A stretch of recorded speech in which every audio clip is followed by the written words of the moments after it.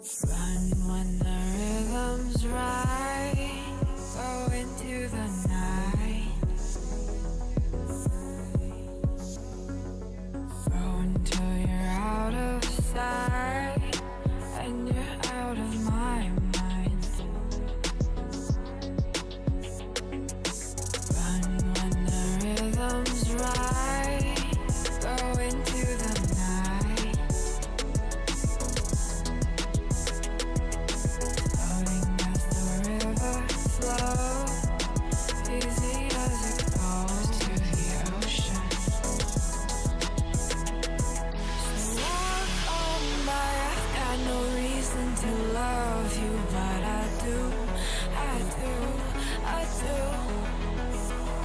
So walk on by, I've got no reason to love you, but I do, I do, I do.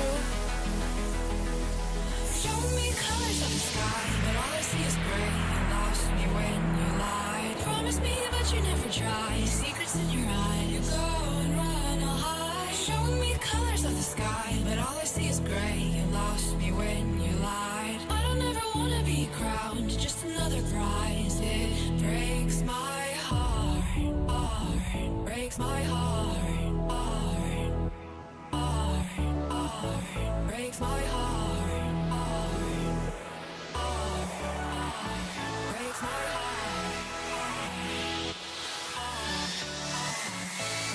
heart.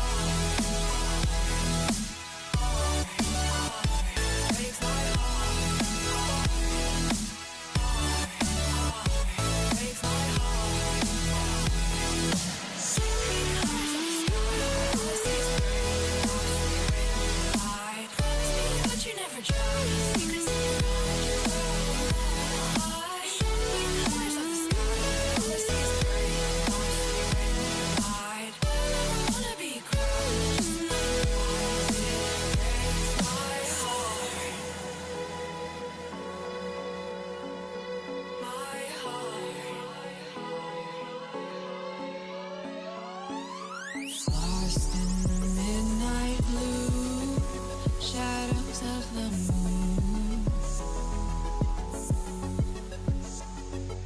Here with open arms for you, feeling something so new.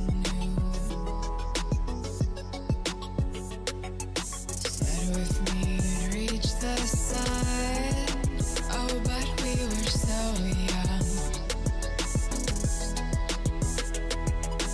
Love me till the summer's done, but keep me in your heart, so I hold on. So walk on by, I've got no reason to love you, but I do, I do, I do. So walk on by, I've got no reason to love you, but I do, I do, I do. Show me colors of the sky, but all I see is gray. You lost me when you lied. Promise me, but you never tried. Secrets in your eye, you go and run, I'll hide. Show me colors of the sky, but all I see is gray. You lost me when you lied. I don't ever wanna be crowned, just another prize. It breaks my heart. Colors of the sky, breaks my heart. All I see is colors of the sky, but all I see is colors of the sky. Colors of the sky, but all I see is colors of the sky. But all I see is colors of the sky. Colors of the sky, but all I see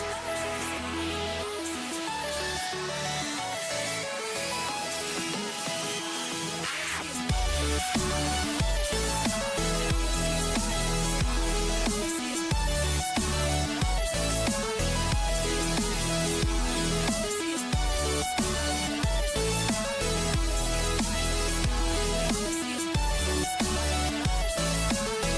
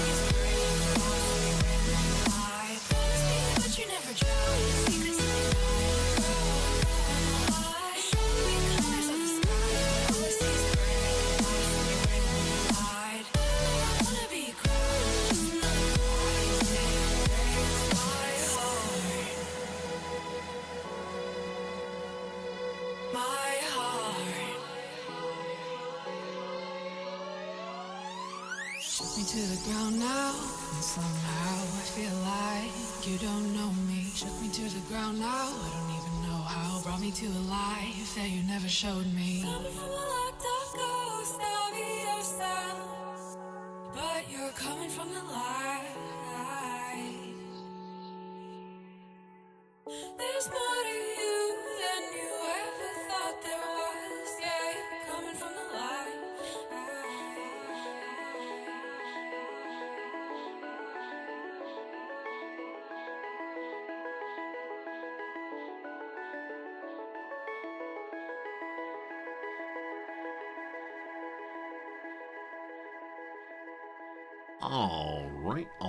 All right. Good morning, good afternoon, good evening, and welcome. My name is Resorty, and to you, one and all, I say, hello, friends. Welcome. How the heck's it going? That's my green screen not working over there. One moment, be right back with you. Pay no attention to the man in front of the curtain. Oh boy. I'll try it again. Blah, blah, blah, blah, blah. Hello, friends. Hey, it's perfect now. We fixed it. All good. How the heck's it going, everybody? Hope your day is a-okay so far. Morning, afternoon, evening, or night. I hope it's all turning out all right. A little poetry just for you. Hit people, guys. Good to see you. Welcome in Matherius. Hello to you, my friend Pepper MG. Welcome in Jerry Moore. Hello to you, Sakotera. Welcome in again, Jamba Bamba. Welcome in today, Marks. Thank you, Samansuke, so much for the raid. Right at the beginning, before I even got here, sorry I was not here to greet you. How was your stream today, Samansuke? Hopefully you had a great time with your Warhammer playthrough. Hope they're achieving all those goals and those awful rat people aren't getting to you too much. Hopefully. Good seeing you, Cypher. History teacher Steve, welcome in today on a lovely, day 3 or so of your summer vacation. Very exciting. Lots of time to go. Italian, welcome in. Hello to Elvira Demon Queen. Welcome to the channel. Hello to Jim. Hello Manic Moles. Hello Elsidol. Hello, everybody. You played as Khalida. So I'll give you a little hint here, a little secret here. I don't know much about Warhammer yet. I know a little bit, but not a lot of it. Who is Khalida? What do they do? Are they a great fun playthrough? Are they very challenging? I'd love to know a little bit for sure. But friends, glad to be back here with you again. Yesterday, the big news, of course, we took my wife's friend back to the airport to fly away back to the United States. On the whole, she had a pretty good visit. She has so many memories. She has so many mementos. She had to leave behind quite a number of clothes she brought with her initially because she wanted to fill her bag with new things she'd acquired here. So we now have a couple piles of my wife's friend's things here. And I don't think she's obliging us to keep them. I don't think she wants us to mail them to her. I think we can give them to charity. But it was a kind of a weird and unexpected imposition at the last moment. But glad you had a good time engaging in consumerism, helping the old Japanese economy. Khalida is High Queen of Libaras, Tomb King's faction. I've never played any Tomb King at all. People keep saying I might enjoy them, so I might check it out at some point, but cool. All I need to know is that Elspeth is the true queen of the Empire. Our last playthrough, Elvira, was Elspeth.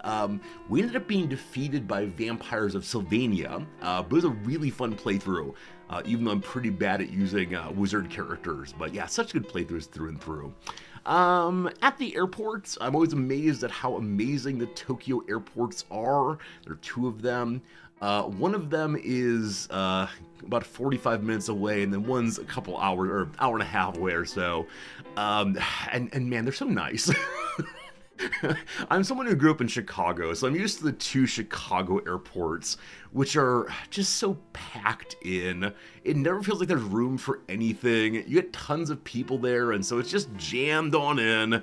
And here, despite the fact there are oodles and oodles of people, there's still so much room. Everything is big and open. There's a nice area where once you're inside, you can then can go and be on a deck with trees and see the sky and see the airplanes all outside.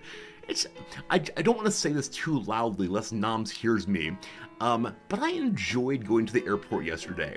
not just the trip was nice, but actually I enjoyed being at the nightmare. I enjoyed being at the airport, where yes, O'Hare is a nightmare. Chicago airport so bad, but it was nice being at the airport to the degree that I could possibly enjoy going there on a date, right? Not that I'm gonna take my wife to the airport for a date, but they do have a wide variety of nice looking restaurants. You know, not just the fast food stuff, but also some interesting sit down places that appear to be normal restaurants, not just the we're gonna charge you $12 for a beer sizzler. But yeah, it was a lovely, lovely place. I should have taken photos. I didn't, unfortunately, so you'll have to imagine in your mind's eyes the words I'm saying. Summonsuke, also from Chicago. Hey, very cool. I grew up, born in Hoffman Estates, grew up in Elgin. My family now lives in St. Charles, so all in that kind of western and northwestern suburbs area. Plane watching stream when? I mean, it shouldn't surprise you at all. It shouldn't surprise you at all that out on that large deck area, which is so nice, there were quite a few, I'm gonna say men exclusively, hanging out there with their cameras and taking a picture of basically every airplane that landed. And the wide variety of companies you could see, you know, from United Airlines in the USA to Al Arabia out of Saudi Arabia, I believe, to Vietnam Airline to Finnair, etc., etc., etc. And these guys were really into it. But there was lots of space, so they weren't anybody's way, but they were just taking photos of everything. So I could imagine possibly taking pictures there for you all. The idea of an actual airport stream, I would feel weird talking. As I said before, I mean, I guess less so at the airport, but in general, Japan is very quiet in public. People tend not to talk too much. The airport, though, is the strange in-between space where chaos reigns supreme. Obviously, there are lots of Americans chit-chatting, Germans jibber-jabbering, and all the rest, so... my wife and I were talking this morning about getting a different cell phone plan. The one we have right now is meant for students and people who have just moved to the country. We've had it now for 2.5 years, so probably time to start thinking about a different one. But maybe as part of this, I should get a, I don't know, unlimited data plan with tethering, so I can like tether my laptop or maybe use my cell phone for streaming. I don't know. Maybe there's a possibility here of doing a one-time outdoor stream at the airport. We'll see. Alvaro, you're from Tokyo, actually. Your parents moved to Belgium when you were 10. Well, maybe you can come back someday. Maybe you can come see Tokyo again. We've missed you. There you go. That's for you personally. Anyway, that was the big news yesterday, was visiting the airport. All very good, all very good. When we got back home, it was just so nice. As I said on yesterday's stream, because Nam's friend has been here for 2 weeks now, she and I have only spent a few hours of wakeful time together in the past couple weeks. So it was just really great to hang out, have dinner together, to sit and talk about the week behind, the weeks ahead, talk about what vacations we'd like to take, just like a nice evening. As part of that evening, don't you worry, you were included too. I talked about how well stream has been going, how much fun I've been having, how I'm getting a lot more out of streaming than teaching right now. So it was good. And yeah, you are a topic of conversation from time to time. Always positive. We only say good things about you, chat. Don't you worry at all. But that was my yesterday. However, I have 3 stories to share with you. I've been saving up 3 stories. Oh, how's the crossword streak? Don't you worry. Over the past 2 weeks, I have taken responsibility for our shared crossword time. Yeah, it is the case that we complete the crossword together every single evening, and we have for a very, very long time now. I don't know, about like 1,300 days or so in a row. But because she was off with her friend until very, very late at night, after my bedtime most nights, I've been doing it solo over the past couple weeks. There were 2 days on which I individually finished it faster than we do it together to get an all-time fastest record. I intentionally did not complete those days until time had gone by, and we will never ever tell her this happened. The problem is that we tend to like stop and chit chat. We have fun going back and forth. I read all the clues aloud, and then we talk about the clue, then put it in. When I'm just reading the clue silently to myself and typing the answer, it goes a lot faster. But yeah, don't worry, the crossword still exists, and it will be forever and always. All right, our 3 stories. Do you want to start with the sad story? I mean, it's not really sad. It's a fact about the world. You already know this story. You're already aware of this story for sure. But do you want to start with the sad part of things, or should we do the sad part at the end? It's up to you. Sad now, sad later. You're getting sad either way. It's not really sad. It's just a fact about the world. So, sad first, then work up. All right. In your email box this morning, if you're an American, you probably got a little email saying subscription prices are going up. Oh, so it's been happening around the world. It's been happening all around the world. Different countries, one after another, have been getting their sub price changes, subscription price changes on Twitch. And we all knew it was coming for the US, and it has now happened beginning July. I believe July 11th or so is when it turns over. So American prices have gone up by $1 for the tier 1 sub. Other prices are staying the same. But I want to say directly, if you can't or don't want to maintain your subscription after this changeover, no worries, all cool. Glad to be as part of the community either way. But yeah, it is the case that Twitch has made a decision after quite a few years to kick it up by $1 or so. I'm a little surprised it took this long, honestly, given that we see prices going up in lots of different sectors of the economy around the world. And so, yeah, that's just the fact. I want to acknowledge that because it is a thing happening on Twitch and happening in our channel. I have no say in it. It is the case, I should mention, that the dollar increase is still split, still 50-50. So if you pay that extra dollar, actually 60 cents go to me and 40 to Twitch. So it is in my advantage also, monetarily speaking. But I expect that numbers will go down. I expect that fewer people will be able to subscribe both in our channel and across Twitch. So again, directly, if you can't or don't want to or whatever else, it's cool. I try very, very hard not to have a stream where subscribers and non-subscribers are treated substantially differently. Yeah, as Jim says, the Twitch Turbo option's really, really good.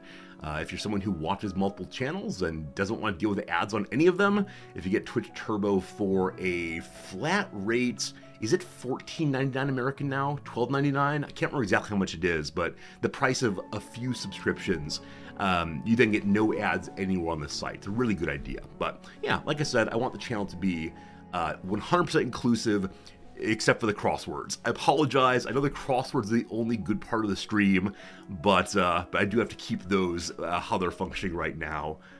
Yeah, that's all I want to say about that. Is this thing is happening, and we'll get through it. It's fine. It's not a big deal, but it is a fact of the world. And some Twitch communities are very, very unhappy right now. I think some of these folks are looking for reasons to be angry, are ready to take like normal business decisions and make them into a much larger story that I think is not quite right here. So I appreciate that you all are being cool about it, and I will also be cool about it. And yeah, that's all. That's all about it. So not too sad. Not too sad. Jimmy, you do support some streams through Patreon. There's been a lot of discussion about that over in Streamerville. A lot of discussion about should streamers begin encouraging their fans, their viewers, their influencees to no longer stream or no longer subscribe through Twitch, but instead go to other services instead. For me, this feels too complicated. Like, I absolutely know there's all kinds of arguments to do it. But I don't want my streaming experience to be more complicated. I am so much the guy who wants to push the start streaming button and then stand here and talk and play some video games and then go away and push the stop streaming button. I guess that's reversed. I push stop streaming, then I walk away. So you probably won't see any changes here in response to this. It's just happening though. I should say, and this is the part that perhaps breaks my heart a little bit, this change also affects gifted subscriptions. So the prices on tier 1 gifted are going up a little bit also. So let me say further, the gifted subscription thing, never feel obliged. If you do it, it's cool. If you don't, it's cool too. I'll keep showing up and playing the video games as long as there's still one person here watching. I will still be here. Them's the facts. Them's the facts. Them's the facts. So we'll see. Yeah. All right. That's the sad story. Sad story done. No need to worry. Doesn't really affect us too much, but just a thing that's happening in the world. Hello, Cyber Oracle. It's good seeing you today. Hello, McSwirlton. Hello, Eka. Hello. Hello, hello. Yeah, I think I've got at least one viewer who'll stick around long term. I've even thought, like, so yesterday Noms was talking about having spent time with an American over the past couple weeks. She's not especially wanting to go back to the U.S., but there's a job that she was offered via email. This is a weird thing that happens when you're of her rank. They, instead of you having to go find jobs on like the job boards, they send you messages and say, "Hi, we want to give you this amount of money to come to our school." And that's very strange. There's a school in, is it Arkansas maybe? I think Arkansas. It said like, "Hey, we want you to come to run our school for how much money? What do you say?" And so we, jokingly talked about it. We're not from that part of the country at all. We know very, very little about Arkansas. And the part that I thought about most of all was that it would require a stream time change if we did that, right? And so it's something that I would have to worry with, and different people would stop by. But I know that some amount of you will come regardless. That's very, very kind. It's called headhunting. Oh yeah, I don't mean this happens at no jobs. I just mean as a professor. As a junior professor, the idea that anyone would want me to come work for them is absurd. I had to do so much scraping and begging and applying so many times to find myself even the scrap of work. But I recognize that many of you and Noms and all the rest are more advanced, more established in your careers. I know this happens to my programmer friends all the time. I have a programmer friend who just shows me his LinkedIn, and when she has scads of people saying, "Come here, come here, come here," it does not happen that way in Philosopheville. That's how this goes. Lord, you had an email to go to work for a very prestigious hotel in Dubai, and you can't tell if it's legit or not because you do have a hospitality background. I mean, Noms occasionally gets emails asking if she wants to go run a school in the UAE, run a school in Afghanistan. Some of these places are somewhat hostile about women, or perhaps less progressive about women, and so that feels weird. But yeah, I think it's the case that a lot of these overseas invitations are real things. Absolutely. Absolutely. Elle still says, "That reminds you, do I want to co-author a paper sometime?" I mean, my first reaction is maybe, which really surprises me, because usually anytime anyone says, "Hey Resorty, I'm part of the stream community, do you want to do this thing outside of stream hours with me?" My initial sense is, no, let's not. No, let's not. But for a paper, possibly. I know what field you work in, kind of, sorta. You know what I work in. There's a possibility here. I enjoyed the idea of writing about games, writing about video games, things like that. And if you need help on the philosophy side, I'll give you that help with no co-authorship. I'll just request a footnote, of course. But sure. I mean, let's talk about it also. If you're being serious, I am definitely up for it. And I'll give you my real name. I've mentioned it on stream before. It's not a big deal. But yeah, you don't have to co-author with Resorty. That said, I will demand that my affiliation is not a university. My affiliation is twitch.tv/Resorty.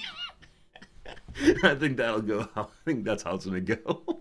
Exactly, Cyber Oracle. Cyber Oracle is someone who's working on an academic paper for the first time, I believe. And I've said that I'll do my academic editing services to help with that if I can. So it's the case. It's the case that if anybody wants to try to write academic papers, I don't mean like your college compositions. I'm unwilling to do those. But if you want to try to publish in academic journals, I will help you in this. It is a little bit complicated. Jim, you were asked by a doctoral fellow about your work, and were asked if you want to be a contributor. That's so cool. Is that a co-contributor on something they're writing, or is it instead a larger book or project that you would contribute independently to? Either way, are you thinking about it? If so, I'll help you write. Hey, Jester, how's it going? Woo, more Warhammer. Your actual real name is Professor Resorty, right? It's true. My first name is Professor. My last name is Resorty. My middle name, Doctor. That's how this goes.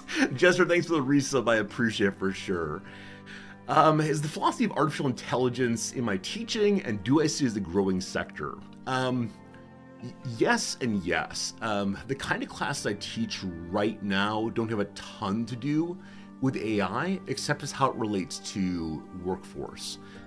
We talk about the idea of technology as liberatory and technology as not so liberatory. I can't remember what phrase I usually use. It's sort of a general way, because this class we're teaching is very, very general in its focus. There's a viewer, I don't know if they're here right now, but there's a viewer who works more or less directly in that topic, and yeah, he has told me about all the exciting stuff happening. And yeah, philosophy, like every other field, tends to chase where the culture is. It tends to chase where the where the funding is. And there's a huge amount of interest in AI and LLMs and the like.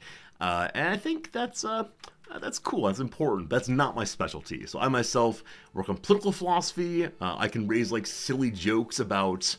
Do you want a computer to lead you, like in, is it what, Fallout 3, maybe? Beep boop computer running the country. Sorry, spoilers. Or do you instead want a human with all our frailty to lead? But this is not exactly about a real life scenario right now. It's more to get students to consider what does it mean to have a human be vested with substantial power. A human just like you and me, humans that are interested in themselves and biased and trying their best, and is there a way to remove that and still have the kind of leader you'd want? But yeah, I don't know much about this topic at all, but I think it is one that people really care about. That said, philosophy, like every other field, goes through tremendous fads. Every few years, there's a tremendous spate of jobs that come out in one very specific field, almost always because something happened in the culture. And it's not exactly clear what's going to cause this when you start your graduate program. And so by the time that you get to the job market, you find out that thing you specialized in, nobody wants. So political theory was not a good call, the kind that I do. Had I been planning ahead, the year I went in the market, philosophy of science was huge. All the jobs in philosophy of science. A couple years later, there was a huge increase in number of hires for Black thought and social justice thought. So a huge amount of hires post George Floyd. This hiring cycle, there's been a more interest in AI, LLM, that kind of thing. And who knows what's going to come next. I wish we weren't quite so faddish. I wish we'd instead say, like, here's a variety of people teaching, and they can take up different topics and think about this kind of thing with their students and help the students think, as opposed to just shifting from cultural hot button to cultural hot button like the news or something. Some workers are already pretty tired of AI. Yeah, me too. It's the kind of phrase, the kind of ideas that gets packed into absolutely everything. I've seen so many of my students wanting to talk about AI in the future when what they are imagining is happening is still so far away. And it's cool to imagine. But when you begin applying these ideas in an unfettered way, that everything becomes AI laden. Again, whatever that means, it is very, very tiresome. Can't we talk about something else for a while? The current political climate, you thought political philosophy would be necessary. People don't really think about what political philosophy means. Some of it is about the hard questions in our world right now. And some I work on is about how we make decisions together. So I work on kind of small scale political questions, like what is it to have a neighborhood? Think about its politics. Or if a city is given a large amount of money to some citizens to decide how to allocate, how would they best go about doing that? It's more complicated than that, but my subfield is that kind of thing, as opposed to giant sweeping claims about propaganda, for instance, which is all very good and interesting, but just not what I happen to do. Anyway, the first ad break is coming. We're going to talk through this first ad break, because I still have 2 more stories. I've only got through one of the stories, and apparently a bonus story too, unfortunately. So that's how that goes. Let's let's go to story number 2. This story is a more positive story. Let's go to the most positive stories, and then the neutral story, we'll call it. So, yesterday, on the way home from the airport, we went through Shibuya. I've mentioned that Shibuya is one of the busier places in the city. It's one of the places that the people gather to go and do exciting things. One of the hub stations. And one of the exits of the hub is called Hachiko Gate. There's a statue there. Everybody loves it. And outside at Hachiko Gate, you never quite know what you're going to get. At Hachiko Gate, it's often the case that you'll find yourself seeing some idols, some like girl groups who are singing and bopping along. You'll see magicians. You'll see posters galore advertising this and that. You never know what you're going to get. And so yesterday, when transferring through there, when walking from one elderly gate to another one, we saw this.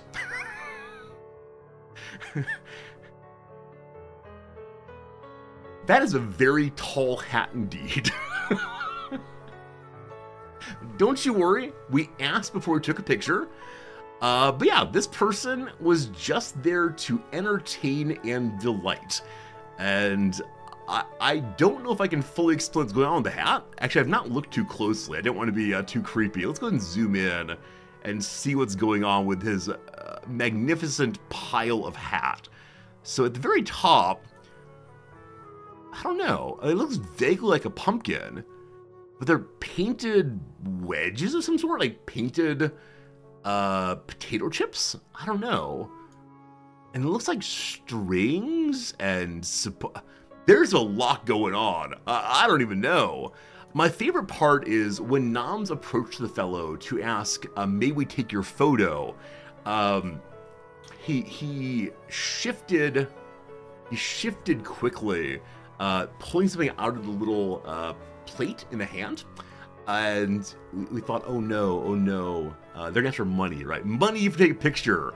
But no, instead, they picked up those glasses and put them on.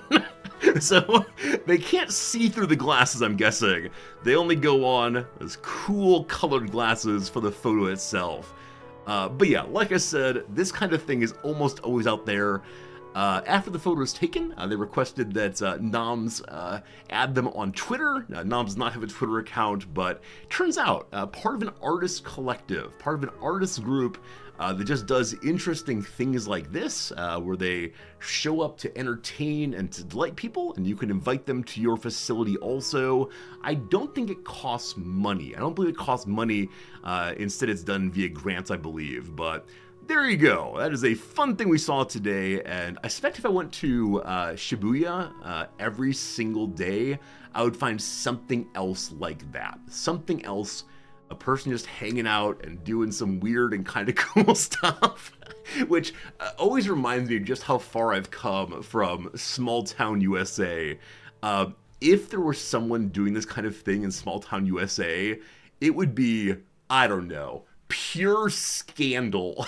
People everywhere demanding the police do something about this ruffian. But no, it's just kind of normal here. Most people ignore it, and yeah, there you go. Maybe if the streaming thing doesn't work out, maybe if you all decide to leave me at once, I will get a job as a giant hat wearer. Are those Pringle cans? I can't watch too much longer. All right, that's story number 2. Good story. Story number 3. This story begins on Discord, but I will instead use a web browser to tell it. So, yesterday, over on the Discord, viewer and friend Ellisdole gave us a link to this necktie right here. This necktie, can we zoom in more? Hello? This necktie, which has an adorable little kitty cat, looks kind of like Mr. Fritz, and a mug of I don't know what. But up here the kitty cat is knocking things over.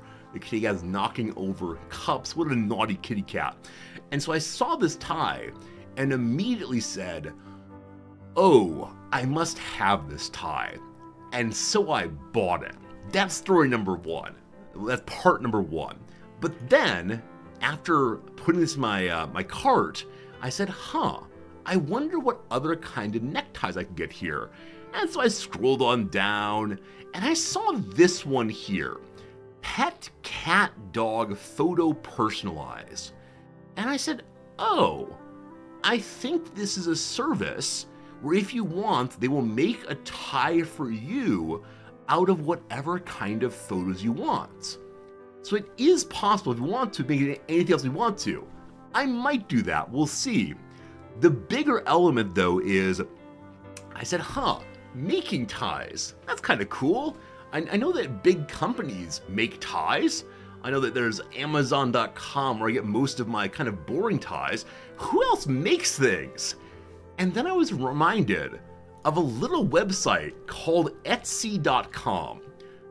So Etsy, as you probably know, is this online marketplace where artisans, crafters, otherwise make things.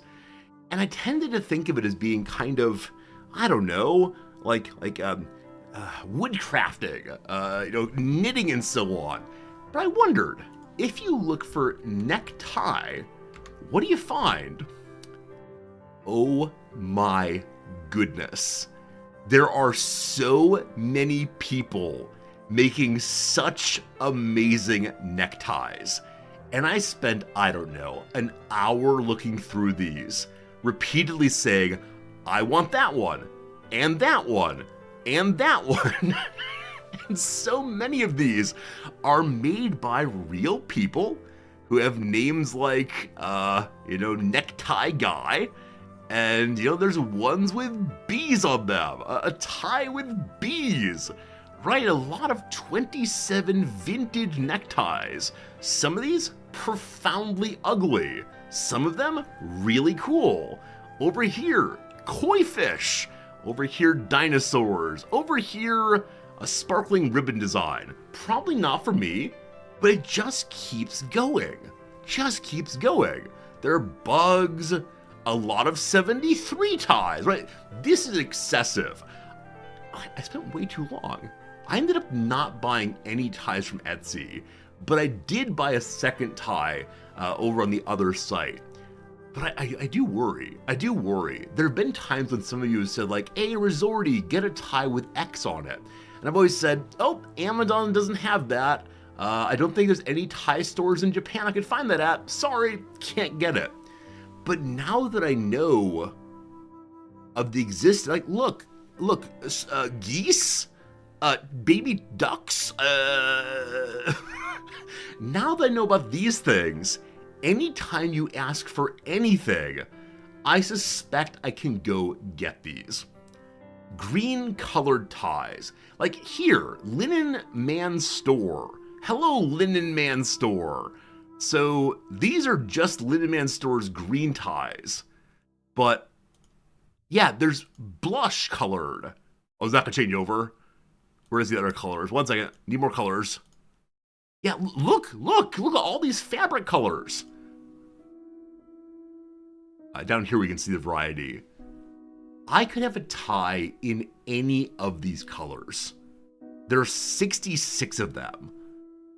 Now these are just plain ties, right? These are just a single color. But I don't know, like I don't have a tie that is mustard colored. Right? Mustard. Delightful. Eggplant colored. This is a problem. As many of you know, I'm currently using my streaming money to save up for a birthday trip for Noms, and now I worry I'm gonna spend all the money on more neckties. You don't think ties are very hard to make? Is that true? I mean, I think when I think about it, I recognize a tie is just a particular pattern of cloth that's probably just like sewn a couple times through this thing. So I can see why it is relatively simple, but yeah, it amazes me that this exists. It shouldn't, but it does amaze me for sure. You see why I describe this as a neutral story? Yeah, because it's so much fun, but also so very dangerous. You've explored it for gifts? Okay. Neurobitic cloth makes a good use after leftovers. Makes sense. If you've made a suit or something, have a little scrap of cloth left, you say, oh, well, I'm just going to do just that. A bit ago, I saw that Jim said that you buy Warhammer minis here? No. I really misunderstood what Etsy was. I love my wife. That is, I love it when my wife lets me paint miniatures. Haha, got him. Yeah, you can get these. King of the Lion Empire with a sword of fire. Is this Karl Franz? Is that who you are? I don't know if that's who you are, but look at this. Or is that the God Emperor Mankind? That's the God Emperor Mankind, maybe. Wow. Wow. That's very expensive. Oh my god. Clickety clackety, I roll to attackety. It's a kitty. It's a kid. Oh, this is a disaster, friends. I wonder what they don't have here. Wait, full set Warhammer 40k Imperial Guardsman cosplay with rifle.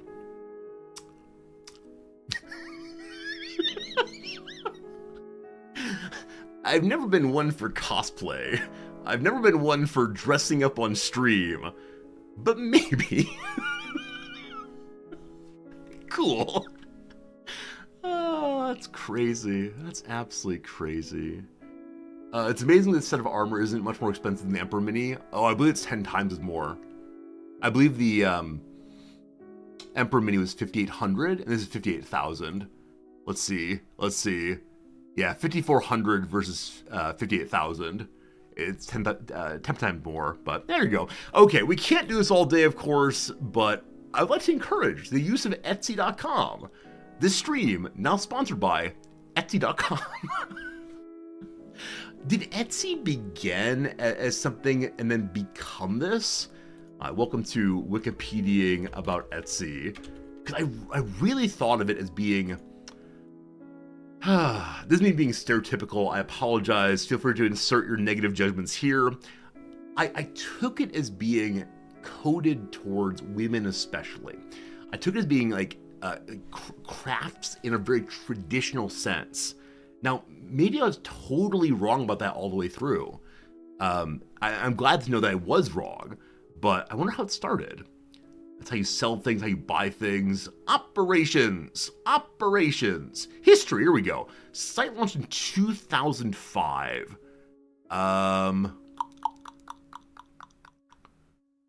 Okay. There's no clear statement of what they made here. It was very prominent with selling women's clothes, accessories, and jewelries. So maybe in the earliest days, it was that kind of thing.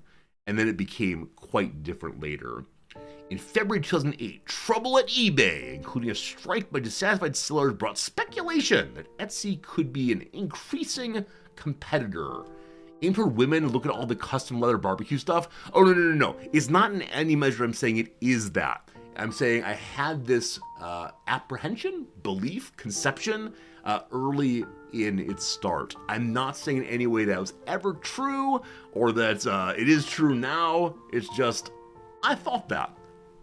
It's like Pinterest. Like, I'm sure Pinterest is used by lots of people, but the Pinterest site I felt was directed towards like, here's pictures for your dream wedding. Not to say that guys, all right, this topic's over. I can't find my way out of this topic in a way that feels satisfying. I didn't say anything about Etsy. Etsy's great. The end. Anyway, how y'all doing? What's going on, folks? You have a nice time since last we were together? Anything you want to talk about doesn't make me feel embarrassed for myself? Cancel Resorty indeed. I knew that one of these days I'd say something that led to the downfall of the Resorty Empire. This is it right here, unfortunately. Oh my goodness. That is some good stuff, though. But yeah, what are you playing? What's going on? We have a couple more games we can look at. We'll probably save them for tomorrow. But overnight, I believe we got 7 emails of here's an upcoming game for the Steam Next Fest that you might enjoy.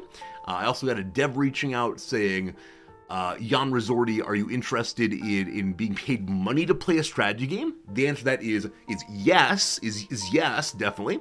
And then I had a request also by a games company to record a fake stream with their game to put on the Steam page for their game, I believe. So up there on Steam in that box that I always close when it comes up, apparently you're going to see a little Resorty there playing a video game. And I said fake stream because my normal streams are very much like we pause regularly to pull up Wikipedia, and I stop regularly to say, hello friends, let's talk about etymology, right? This is not good when you want to be showcasing your game, so it's how it goes. How often do I discuss gender theory in class? Look here, you! I mean, I teach bell hooks, right? I teach bell hooks. We do some intersectionality. We talk about various kinds of social roles. Don't you worry. Just joking. Just having a chat, having a laugh. But yes, there are things going on behind the scenes that you'll be seeing at some point. And yeah, I'm looking forward to it. Looking forward to talking with you all about the games that are coming up and seeing what's what. It's always nice being on the radar of the strategy game publishing community. I don't know how one gets there exactly, but once you get there, it feels pretty darn nice. So we'll see what's coming up pretty soon. Now, mentioning other games does feel slightly verboten, and the reason for that, of course, is because there is nothing but Warhammer. At this point, the idea, or the thought that I will ever go towards any game but Warhammer is very, very challenging. I'm having such a good time. I think many of you are having a good time. It's like the first time we played Project Zomboid, a game that really sucked me in. If you don't know Zomboid, a great game, post-apocalyptic. It's multiplayer or single player, in which you play as a single person who is surviving after a zombie apocalypse, trying to gather food and stay alive and all the rest.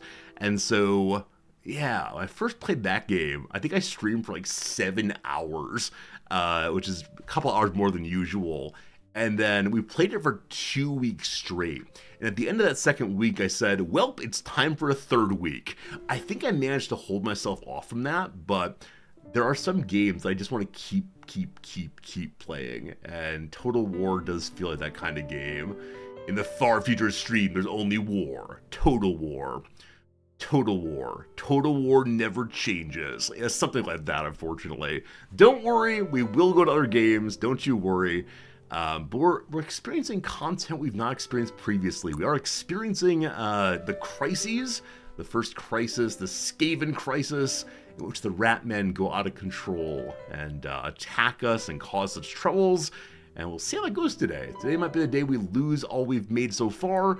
Today might be the day that we overcome and triumph.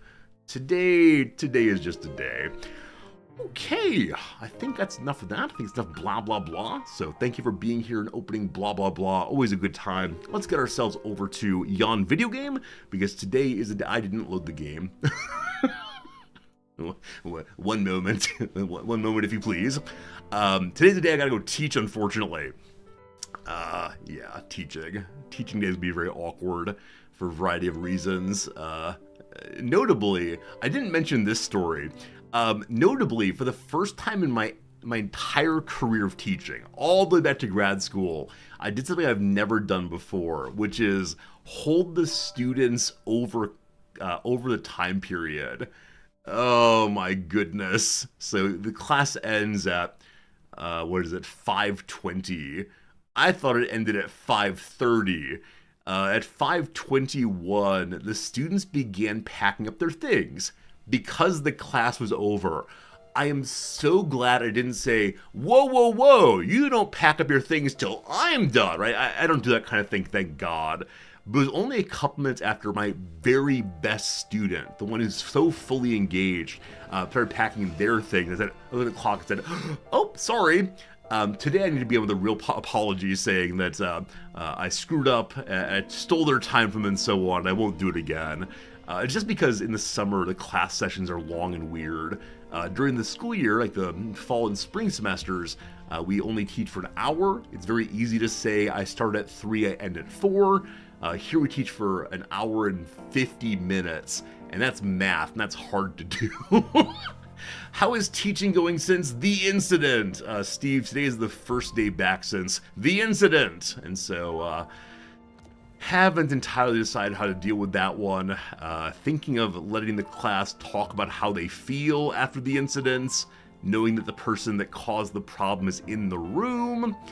I'm thinking I might make a comment generally, not knowing who the student is, quote unquote, saying either someone in here should probably look into some therapy because they have some habits and beliefs that might be a little problematic, and they might do better by talking about those in a safe context, or someone here's an edgelord. And if the second one is true, please don't do that in my classroom because it diminishes what I'm trying to do, what the student's trying to do, and all the rest. So who knows?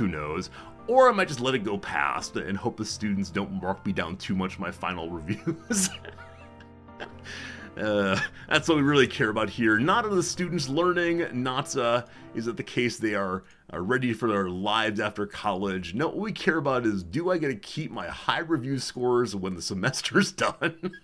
Or have I finally gotten a year of bad reviews? That said, if we got bad reviews this term, it's not the end of the world, because I was promoted last semester, and I'm not up for review again for 5 years. And by then, it will all be better again. What was my wife's take on the incident? Yeah, she was at great pains to insist that it was not my fault. I think I was more as a wife as opposed to a super boss. She thought the student was probably being an edgelord. She was probably she was thinking that primarily he wanted students to be upset and wanted me to be upset. And insofar as that was his goal, he definitely accomplished that. She did email the 2 students who complained about it to me, yeah, said if you want to come talk about it, I'll investigate. And so it is that she would like students to be part of a complaint against this fellow instead of being me pushing it. That seems good. Can you get a recap of the incident for those who don't know? Very, very briefly, we do an anonymous activity in class in which students write something on a piece of paper, and then I collect them all and I read them out loud. This activity is one of my favorite of the semester. It works very well usually, but one student anonymously wrote something that was frankly outrageous and the worst kind of thing you could imagine writing. I euphemized it, made it a little bit less offensive, read it out, and 2 of the students were very unhappy about this, that something like that was written. One of the 2 students knows who did it, and the person who did it is a student I've had a lot of trouble with already this semester. So it is piling on to my trouble with the students, and yeah, that's the story in brief. We'll deal with it. It's just unfortunate. He's a troll. He's probably a troll. Maybe replace anonymous comments with, I want to pet your bald spot instead. Why would you bring that up?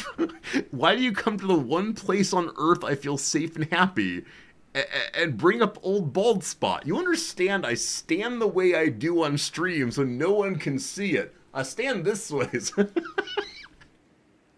Alright, friends, welcome to our pirate playthrough. Welcome to what we're doing here. Yeah, this is Pirateville. Pirateville's all that red stuff. We took it from ogres. That was a great, great feeling. So we actually have a functional economy now, for the first time in a long time. Now, we've become landlubbers in the process. I don't quite know how that goes. Oh, Hippio guy, I apologize. I thought you were joking, and so I was trying to joke back. Let me work on my sarcasm. Oh, you with your ridiculous jokes. I'm trying to hide my... I don't know. I don't know how to be more joking. Wait, this is also a joke? Look here, brother man. You can't pretend to be offended, because that then sends me into a spiral. Hey, Anthony, welcome back. You asked for an orange tie. I give you an orange tie. Welcome, welcome, welcome. All right. So yesterday, coming out of the underway, are the whole bunch of rat people, and I was told that the rat people in higher difficulties immediately turn hostile to you. Where on this difficulty, normal difficulty, they do not do so. So I'm thinking in order to have a more interesting playthrough, that I should probably attack the rats immediately and see what happens. So, I don't know. I don't know. But I kind of wonder if I stay out of combat, if they'll come attack me. Let's go and see how large they are currently. The people of... Not the people, the rat people of Clan Skyer. Yeah, so earlier, I would say just yesterday, Ikid Claw of Clan Skyer was, I believe, the 20th or 30th strongest faction.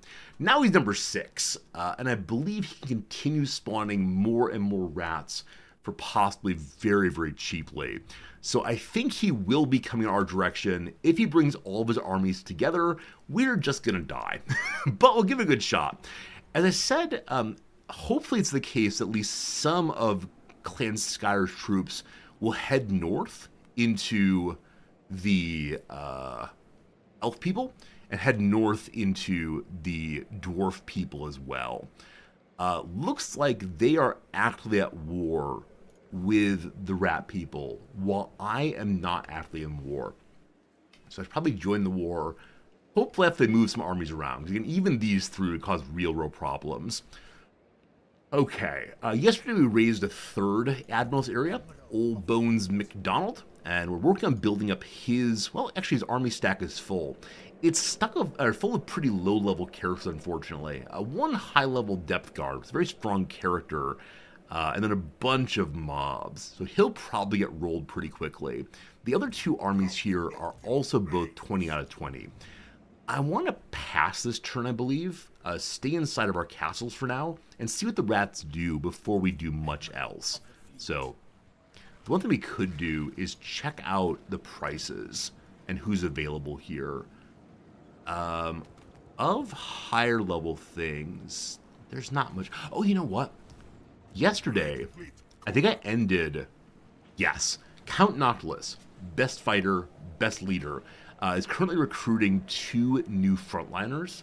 He cannot move for 2 turns because of it. We're hoping people do not attack him while he's building up his forces. Very well. So passing a turn, that is the turn. Do the rats cause such problems on their turn? I also recall that some of my leaders do not believe in the existence of the rat people. I was hoping that would go away in the moment when the rat people spawn on the map next door to us. I'm not sure what causes them to begin believing in the Skaven. Alright, a message from Archon the Black, the one Tomb King who likes non-Tomb Kings. What you say? They want a proper defensive alliance with me? Me, you say? Currently at war with the Chemery and the Cult of Sigmar. So Sigmar is a weird empire faction, I believe, and the Chemery are another Tomb King, I think. I can think of no reason not to do this, except it's going to get us dragged into a war in the south. I believe the game's Africa equivalent. Not up here. Wait, is he here? Yeah, the game's Africa equivalent down this way, where I'm currently in war against the rat folks. But I'm so honored to be asked. Frankly, it's an honor to have someone I know nothing about in the game want to be friends with me. And so I'll accept. This might be a horrible idea. We'll see. I believe that puts us immediately into war against their targets also. And I can't come help. It's not going to happen. Of course not. As of right now, I see no rat people. We discovered an Undercity, an Argless. Right, last turn we started finding a bunch of these Undercities. Oh, joining a defensive alliance does not force you into the war. You're already at war with Cult of Sigmar. Right, thank you. Thank you. I was already in the war against their target. That is right. Right, these Undercities are places where the rats have already gotten into our territory. So it seems that basically every city has such a thing. And that makes me sad, because it means the Skaven are very well prepared for their incursions. I believe it's a few thousand, at least a couple thousand money to get rid of their undercities, to hire the excavator, to push down their little rat bodies. What do we need? We need excavators, we need traps, and so much cheese. Those of you who know Warhammer well, it's a trivializing thing for me to say the Skaven like cheese. Yeah? Or are there canonical moments at which the Skaven are defeated by cheese? If so, I feel much better about myself. The Sword of Cain has been claimed by Grombadal the White Dwarf. I don't know who that is. Grombadal the White is from way over here, a territory I've never been. Faction destroyed. Nagarthai is no more. Don't know who those people are. They want us to go to war with Clan Pestilens.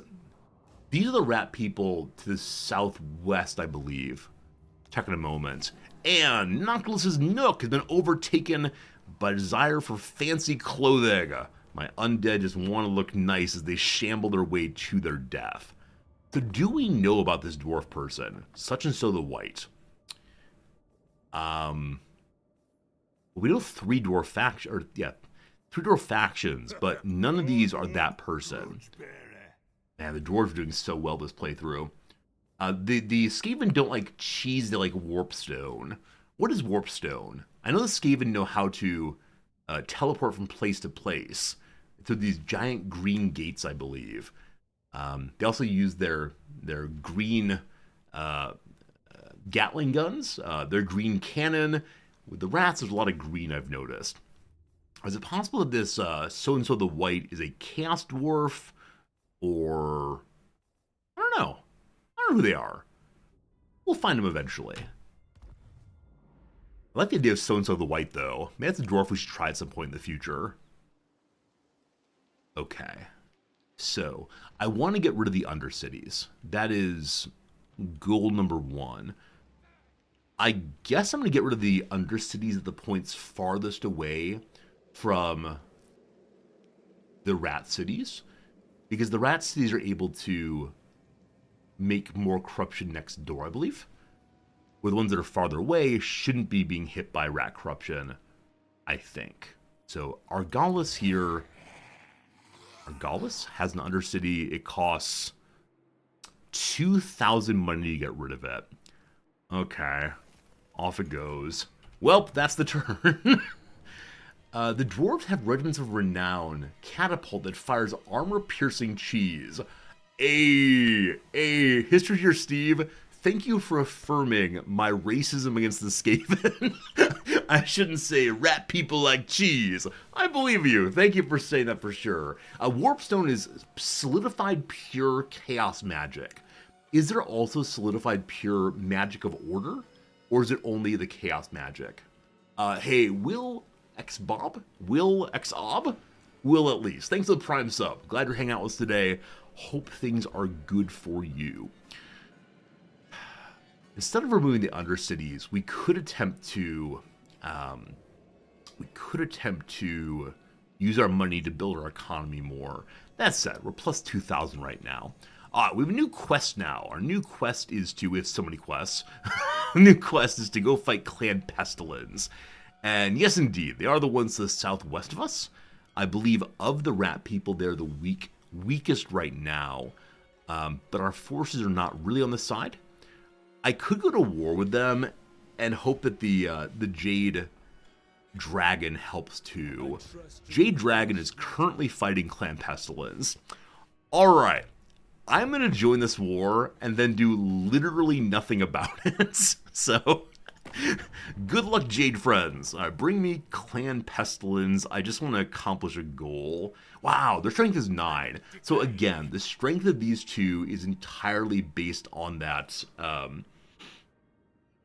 on the event, not on prior factors. Don't underestimate the Skaven. Do you think they can wipe out the Jade Dragon? Like, the Jade Dragon is number 1 and has been for a very long time. The Jade Dragon controls basically all of the New World. And they're a nice little buffer between us and them. I'm going to underestimate the Skaven. Here I go. You can't stop me. Alright. Oh, actually, we have non-aggression pact. Why is the game telling me to go to war with one of my quote-unquote allies? What's happening here? Clan Pestilens are friends, not foes. That's lovely. That's lovely.